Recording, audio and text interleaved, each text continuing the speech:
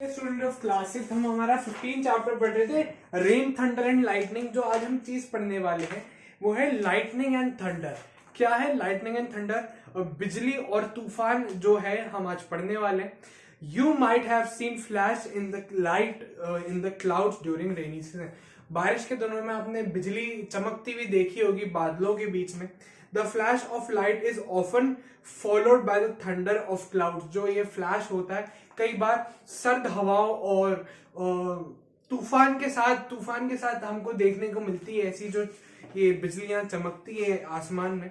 The flash of light is often followed by the thunder of cloud. Hot moist air rises and gets cooled. जो hot गर्म और नमी वाली हवा है वो ऊंची चल जाती है और ठंडी हो जाती है एकदम।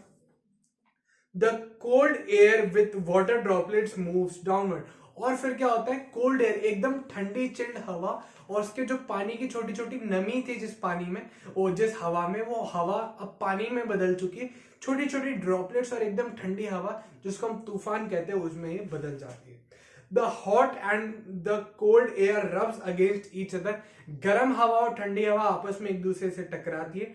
Due to the friction electrostatic charge build up in cloud. इस वजह से क्या होता है, दोनों में आपस में फ्रिक्शन की मदद से, एक दूसरे से रगड़ाव की वजह से, एक दूसरे से घिसने की वजह से क्या हो जाता है, इनमें इलेक्ट्रिक चार्ज उत्पन्न हो जाता है। ठीक है।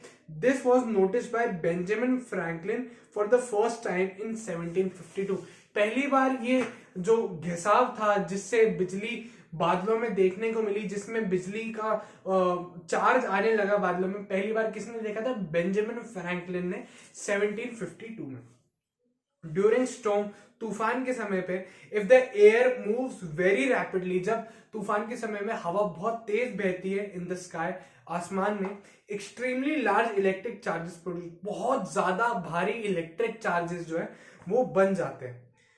Since the air runs against the clouds very rapidly, a large forces of friction is created। ये क्या होता है फिर, जब ये हवा बहुत तेज बादलों से गुजरती है तो आपस में रगड़ाव भी बहुत ज्यादा होता है, घिसाव भी बहुत ज्यादा होता है, जिसको हम फ्रिक्शन बोलते हैं।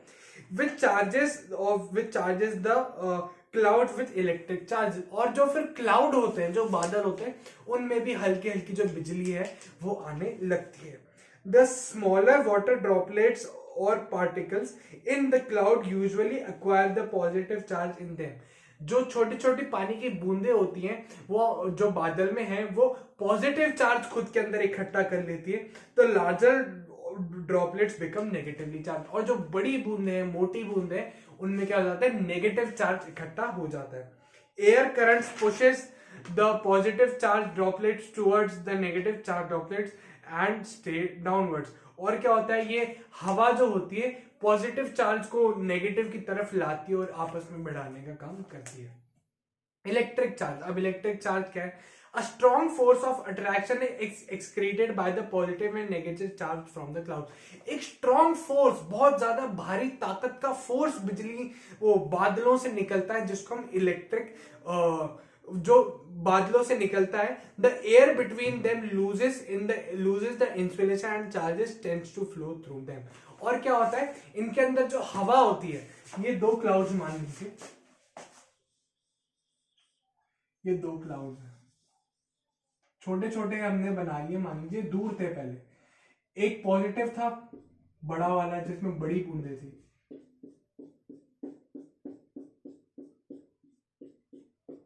एक नेगेटिव था छोटी बूंदों वाला।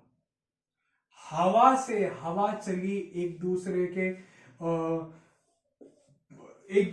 से टकराने में, तो क्या होगा, पॉजिटिव चार्ज नेगेटिव चार्ज आपस में एक दूसरे से टकराने लगेंगे। और इनके अंदर जो हवा थी, जिस हवा ने रोक रखा था इनको टकराने से, वो हट जाती है और आपस में दोनों टकरा जाते हैं। ठीक है, ये क्लाउड ऐसे आपस में एक दूसरे से टकरा जाते हैं। टकराने से क्या होता है, पॉजिटिव चार्ज नेगेटिव चार्ज आपस में एक दूसरे टकरा जाता है। अब आप शायद जानते होंगे जब पॉजिटिव चार्ज और नेगेटिव चार्ज आपस में टकराता है तो बहुत जोर का बिजली का एक शॉक निकलता है, और वो शॉक इस तरीके से क्लाउड्स में से हमको देखने को मिलता है। इस तरीके की कुछ चीज बादलों के बीच में होती है। ठीक है।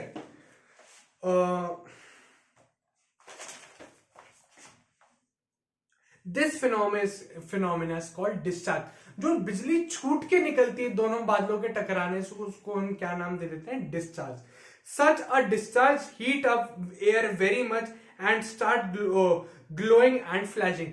ये डिस्चार्ज क्या करता है? जब ये बहुत जोर से नीचे निकलता है तो ये हवा के अंदर भी बहुत ज्यादा गर्मी कर देता है और हवा गर्म बहुत ज्यादा हो जाती है, और गर्म होने से ग्लोइंग, वो चमकने भी लगती है, फ्लैश भी करती है और हीट भी बहुत ज्यादा हो जाती है। It is the flash that we see as lightning. और ये जो फ्लैश होता है, जो ये जोर की रोशनी मारता है अचानक से हवा में, इसी को हम लाइटनिंग, इसी को हम बिजली कड़कना कहते हैं। The air expands on heating. जो हवा है वो गर्म होने पे फैलती है अचानक से। The rapid extension of air along the path electric flow produces sound like thunder. और ये जोर से हवा का फैलना बादलों के बीच में, हवा के बीच में अचानक से रैपिडली बहुत तेज फैलना बहुत जोर की आवाज क्रिएट करता है, जिसको हम थंडर भी बोलते हैं। हम बोलते हैं बादल बहुत जोर से गरज रहे हैं, आपस में बहुत तेज आवाज आ रही है, वो यही आवाज होती है। Although both lightning and thunder occur together or simultaneously, ये ज्यादातर जो है थंडर यानी तूफान आना और बिजली कड़कना साथ साथ होता है, और कई बार इकट्ठा ही दोनों चीजें एक साथ होने लगती हैं। We hear thunder a few seconds later because the light। कई बार आप देखते होंगे कि बिजली जोर से गिरी, उसके बाद में बहुत जोर से आवाज बाद में आई। क्यों ऐसा होता है? क्योंकि जो लाइट है वो ज्यादा तेज ट्रैवल करती है और जो आवाज है वो धीरे धीरे हमारे तक पहुंचती है।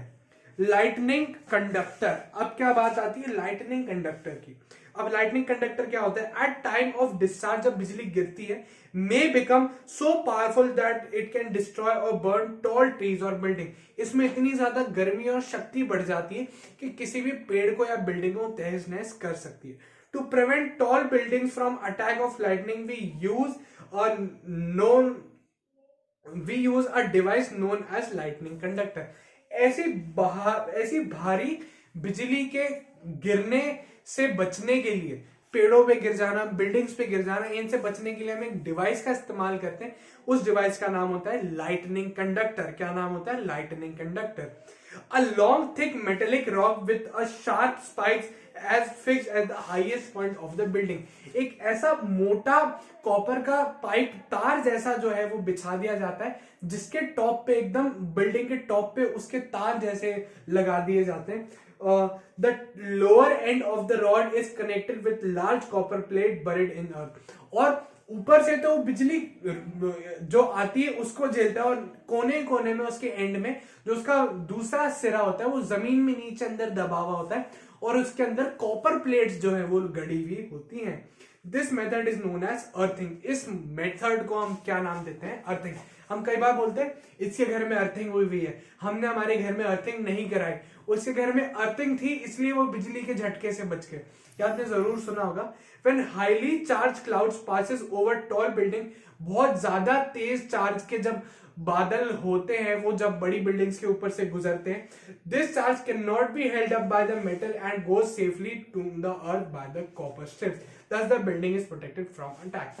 क्या होता है जब इस तरीके के भारी चार्जेस जो है वो अर्थ से गुजरते हैं, बड़ी बिल्डिंग्स के ऊपर से गुजरते हैं, तो एक कॉपर के जो तार होते हैं, मान लीजिए एक बिल्डिंग थी, एक बड़ी बिल्डिंग थी, इसके ऊपर ऐसा एक कॉपर का वो लगा हुआ था, ये क्लाउड इसके ऊपर से गुजरे, इनमें आपस में बहुत ज्यादा बिजली का घर्षण हो रहा था, इसके ऊपर बिजली गिरने वाली थी, इसने गिराई भी, लेकिन इसने सारी बिजली सोख ली।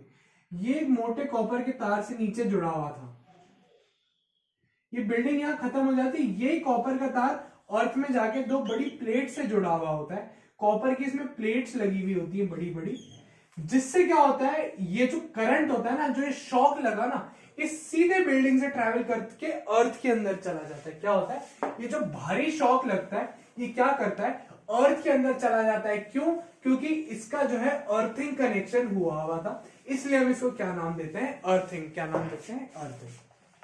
ठीक है, अब अगर इसमें डायग्राम देखेंगे तो देखिए बुक में हमको एक डायग्राम जैसा गिवन है, ये देखिए ऊपर एक कनेक्शन जैसा हमको दिख रहा है, देखिए इस तरीके के कॉर्नर्स लगे हुए हैं ऊपर, इन्होंने ऊपर लगाया, ऊपर लगाने के बाद ये इन्होंने कॉपर का एक मोटा पाइप जैसा निकाला, ये कॉपर का पाइप ट्रैवल करके नीचे तक जाता है, नीचे तक जाके ये एक अंदर बरेड होता है, क्या होता है, अंदर दबा हुआ होता है। लाइटनिंग कंडक्टर, इसके नीचे क्या होता है, कॉपर की मोटी मोटी प्लेट्स यहाँ पे लगी हुई होती है, जिससे अगर जब ऊपर बिजली गिरती है तो उसमें से नीचे पास होके उसके अंदर चला जाता है। ठीक है, तो इसको हम क्या नाम देते हैं, लाइटनिंग कंडक्टर। क्या बोलते हैं, लाइटनिंग कंडक्टर। अब क्या है, अब आप चेक योरसेल्फ करेंगे, आप खुद को एक टेस्ट के थ्रू लेके जाएंगे। अगर आप बुक में देखेंगे तो आपको एक सेक्शन दे रखा है, इसके अंदर क्या है, 4 ये फिल इन द ब्लैंक्स आप रीड करेंगे और इनको फिल करने की कोशिश करेंगे। आई होप आपको बहुत अच्छे से फिल इन द ब्लैंक्स आ जानी चाहिए, क्योंकि हमने चैप्टर यहाँ तक स्टडी कर लिया है। इसके बाद की चीजें हम हमारी नेक्स्ट क्लिप में पढ़ेंगे। Thank you.